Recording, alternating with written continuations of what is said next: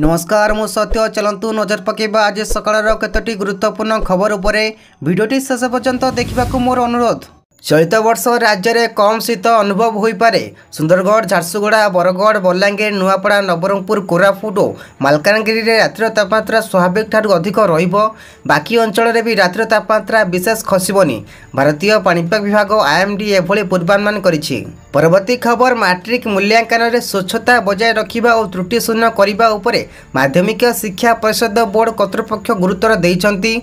Board द्वारा परिचालित यह परीक्षा रे परीक्षार्थी माने 6टी विषय 100 नंबर लेखाएं मोट 600 नंबर परीक्षा देबे। 50 नंबर सब्जेक्टिव और 50 नंबर ऑब्जेक्टिव प्रश्न रहिबो। ऑब्जेक्टिव और सब्जेक्टिव प्रश्न 80 मार्क और इंटरनल परीक्षा 20 नंबर को निया जाई परीक्षार्थी मैट्रिक मूल्यांकन करा जिवो। मात्र विद्यालय कर्तृपक्ष द्वारा दि जाउथुबा 20 नंबर अनेक समय स्वच्छता रोनथिबा अभियोग हेउछि।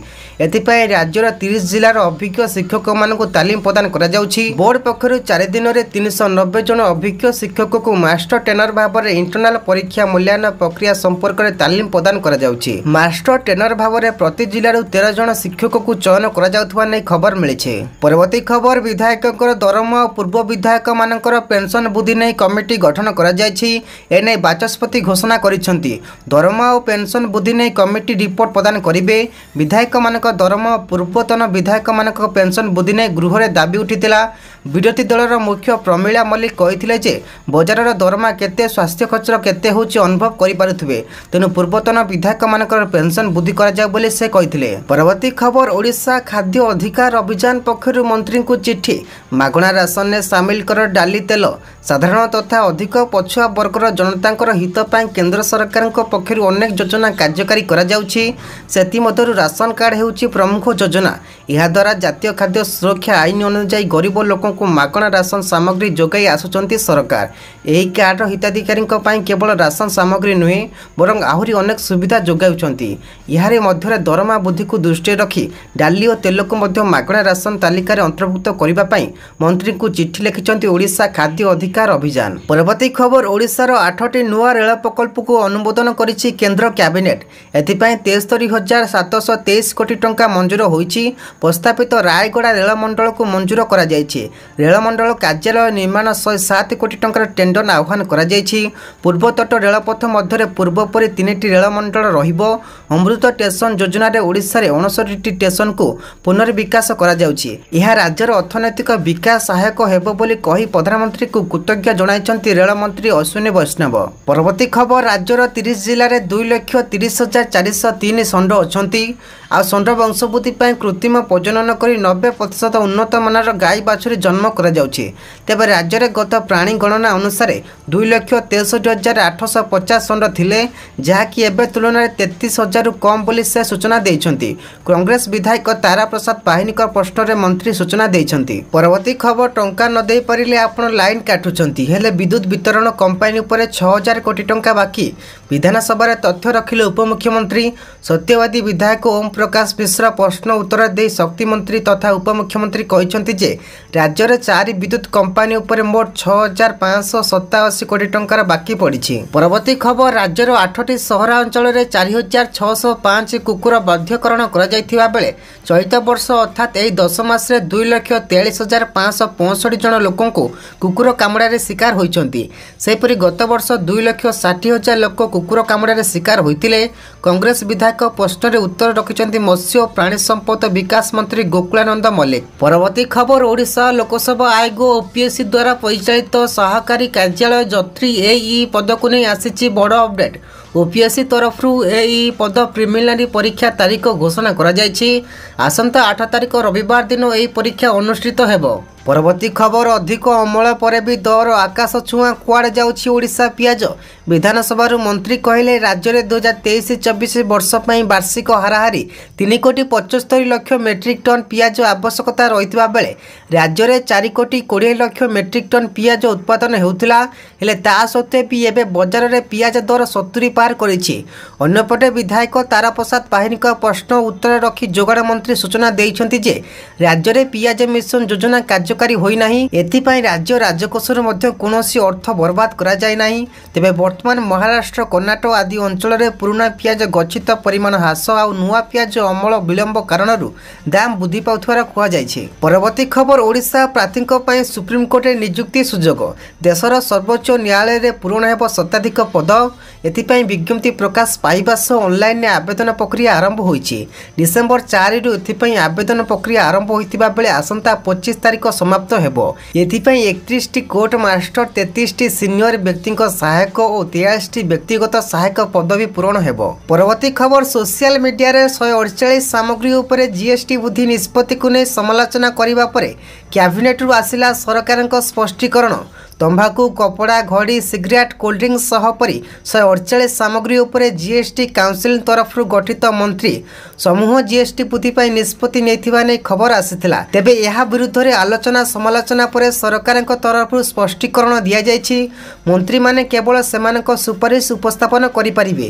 ତେବେ ଏଯାଏ ସୁପାରିଶ ହସ୍ତଗତ ହୋଇନାହିଁ କି ଏହା ଉପରେ କୌଣସି ନିଷ୍ପତ୍ତି ନିଆଯାଇନି ବୋଲି ସରକାରଙ୍କ ତରଫରୁ ସ୍ପଷ୍ଟୀକରଣ ଦିଆଯାଇଛି। ପରବର୍ତ୍ତୀ ଖବର, ସବୁ କଳ୍ପନା ଜଳ୍ପନାର ଅନ୍ତ, ସିଏମ୍ ସସ୍ପେନ୍ସ ପଡ଼ିଲା ପୂର୍ଣ୍ଣଚ୍ଛେଦ।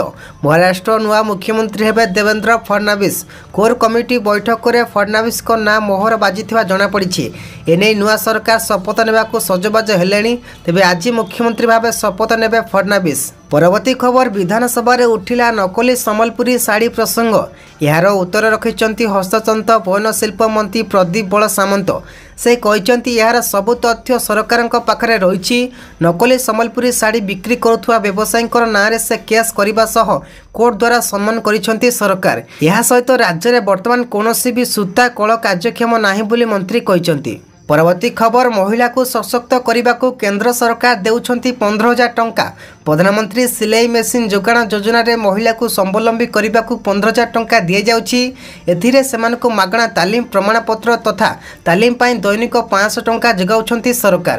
କୌଣସି ମହିଳା ପୋଷାକ ସିଲେଇ ମାଧ୍ୟମରେ ସ୍ୱାବଲମ୍ବୀ ହେବାକୁ ଚାହୁଁଥିଲେ ଏହି ଯୋଜନାରେ ସୁଫଳ ନେଇପାରିବେ। ଏଥିରେ ରହିଛି ଅନେକ ପ୍ରୋତ୍ସାହନ ସୁବିଧା। ମହିଳାକୁ ମେସିନ୍ କିଣିବାକୁ 15,000 ଟଙ୍କା ଦେବା ସହ ମାଗଣା ତାଲିମ ସମୟରେ ଦୈନିକ 500 ଟଙ୍କା ଦିଆଯାଉଛି। ତାଲିମ ଗ୍ରହଣ ପରେ ମହିଳା ବ୍ୟବସାୟୀ ପାଇଁ ମୋଦି ସରକାର 2ରୁ 3 ଲକ୍ଷ ଟଙ୍କା ଋଣ ପ୍ରଦାନ କରୁଛନ୍ତି। ତେଣୁ ମହିଳାମାନେ ଏହି ଯୋଜନାରେ ସାମିଲ ହୋଇ ନିଜକୁ ଆର୍ଥିକ ରୂପରେ ସୁଦୃଢ଼ କରିବା ସହ ନିଜ ପରିବାର ତଥା ଦେଶର ବିକାଶ ଭାଗିଦାର ହୋଇପାରିବେ। ପରବର୍ତ୍ତୀ ଖବର, ରାଜ୍ୟରେ ସାଇବର ଲୁଟେରା ମାତିଛନ୍ତି। ସଚେତନ ଅଭାବରୁ ଲୋକେ ସାଇବର ଠକେଇରେ ଶିକାର ହେଉଛନ୍ତି।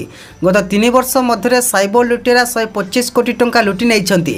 ଏନେଇ 6,368 ମାମଲା ରୁଜୁ ହୋଇଛି। ଅଭିଯୋଗ ଆଧାରରେ 1,388 ଲୁଟେରା ଗିରଫ ହୋଇଛନ୍ତି। ଏହା ସହିତ ଲୁଟ୍ ହୋଇଥିବା ଲୋକଙ୍କର 2,52 ଲକ୍ଷ ଟଙ୍କା ଫେରସ୍ତ କରାଯାଇଛି। ଏହିପରି ଘଟଣାକୁ କିପରି ରୋକିହେବ ଏବଂ ଲୋକଙ୍କୁ ସଚେତନ କରିବା ନେଇ ସରକାରଙ୍କ ପକ୍ଷରୁ ପ୍ରୟାସ କରାଯାଇଛି ବୋଲି ବିଧାନସଭାରେ ମୁଖ୍ୟମନ୍ତ୍ରୀ ମୋହନ ଚରଣ ମାଝୀ ସୂଚନା ପ୍ରଦାନ କରିଛନ୍ତି। ପରବର୍ତ୍ତୀ ଖବର, ରାଜ୍ୟରେ ଖାଲି ପଡ଼ିଛି 5,014 ଡାକ୍ତର ପଦବୀ। ବିଜେଡି ବିଧାୟକ ପ୍ରଶାନ୍ତ ବେହେରାଙ୍କ ପ୍ରଶ୍ନ ଉତ୍ତରରେ ରଖିଲେ ସ୍ୱାସ୍ଥ୍ୟମନ୍ତ୍ରୀ। 1,114 ସ୍ପେଶାଲିଷ୍ଟ ଡକ୍ଟରଙ୍କ ସହ 5,014ଟି ପଦବୀ ଖାଲି ପଡ଼ିଛି।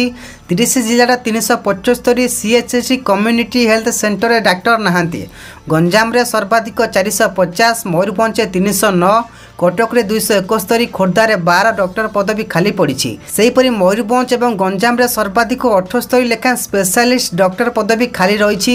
ଦୀର୍ଘ ଦିନରେ ଛୁଟି ଥିବା 196 ଡକ୍ଟର ଉପରେ କାର୍ଯ୍ୟାନୁଷ୍ଠାନ ଗ୍ରହଣ କରାଯିବା ନେଇ ବିଧାନସଭାରେ ସ୍ୱାସ୍ଥ୍ୟମନ୍ତ୍ରୀ ମୁକେଶ ମହାଲିକ ସୂଚନା ଦେଇଛନ୍ତି। ପରବର୍ତ୍ତୀ ଖବର, ଆଇନ ଶୃଙ୍ଖଳା ରକ୍ଷା କରିବା ପାଇଁ ପୋଲିସ ଆବଶ୍ୟକତା ରହିଛି, କିନ୍ତୁ ରାଜ୍ୟରେ ଆବଶ୍ୟକ ହେଉଥିବା ସଂଖ୍ୟାରେ ପୋଲିସ ନାହାନ୍ତି। ଖାଲି ପଡ଼ିଛି 13,373 ପୋଲିସ ପଦବୀ। ଅଗ୍ନିଶମ ବିଭାଗରେ ବି 481 ପଦବୀ ଖାଲି ରହିଛି।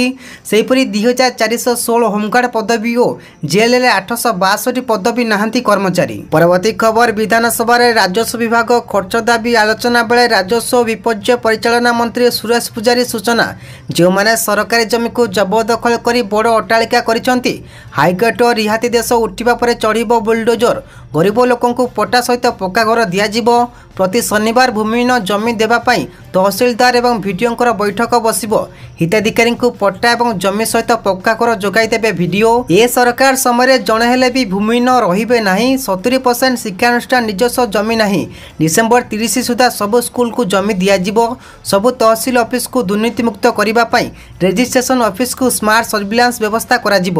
ଆଗାମୀ ଦିନରେ ଏମିତି ସ୍ମାର୍ଟ ସର୍ଭିଲାନ୍ସ ଆର୍ଆଇ ଅଫିସ ଲାଗୁ ହେବ ବୋଲି मंत्री कहते। परवर्ती खबर भुवनेश्वर मेट्रो रेल प्रकल्प 2023-24 और 2024-25 आर्थिक वर्ष में यथाक्रमे 210 कोटी और 1000 कोटी मंजूर होईछि। प्रकल्प रे कार्यरत समय मुख्य रास्ता उभय पार्श्व प्रशस्तीकरण करने स्थिर करा जायछि। ट्रैफिक डाइवर्स योजना ट्रैफिक पुलिस और यह संबंधी अन्य अधिकारी समन्वित कार्यरत करा जिवो।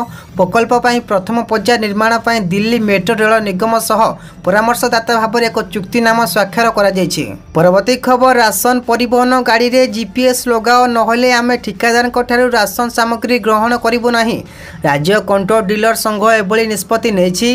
कंट्रोल चाउल चोरी अभियोग आसिबा परे कंट्रोल दुकानी नुआ ओजन मेसिन और चाउल चोरी रोकिबा पई परिवहन ठिकादार व्यवहार करुवा गाड़ी रे जीपीएस लगाइबा पई राज्य खाउटी कल्याण मंत्री निर्देश देइथिले।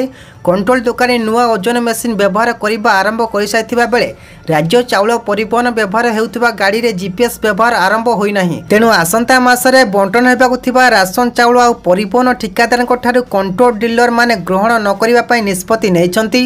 राज्य कंट्रोल डीलर संघ अभियोग सेमाने 22 मास बकिया एजाए पाई नांती। तेणु जीपीएस व्यवहार लागू सह बकिया अर्थ देबा सेमानक दाबी। परवर्ती खबर खरीफ ऋतु रे राज्य रे धान किणा प्रक्रिया जारी रहिछि। वर्तमान बरगढ़ नुआपड़ा सम्बलपुर कलाहांडी और बलांगीर जिले में धान किणा प्रक्रिया चली। पर्यायक्रमे अन्य जिले में धान किणा आरंभ करा एथिपाई संपृक्त जिले में व्यापक प्रस्तुति करा जायछि। व्यतीत पंजीकृत चाषी मानकु आगुआ सूचना प्रदान सह टोकन प्रदान करा जाउछि।